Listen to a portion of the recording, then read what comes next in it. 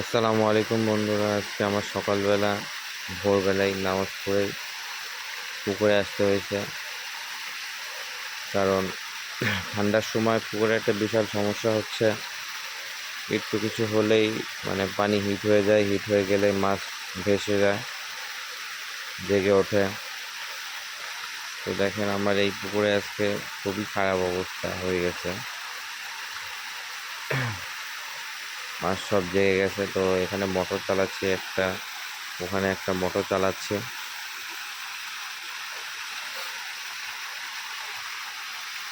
আশা রাখছি আকাশ ভালো আছে, তো আলহামদুলিল্লাহ রোদ বের হলে এটা ঠিক হয়ে যাবে, কোনো সমস্যা হবে না আশা করি। আর বাকিটা উপরওয়ালার ইচ্ছা। সবাই দোয়া করবেন যাতে করে কোনো সমস্যা না হয়। ভালো থাকবেন।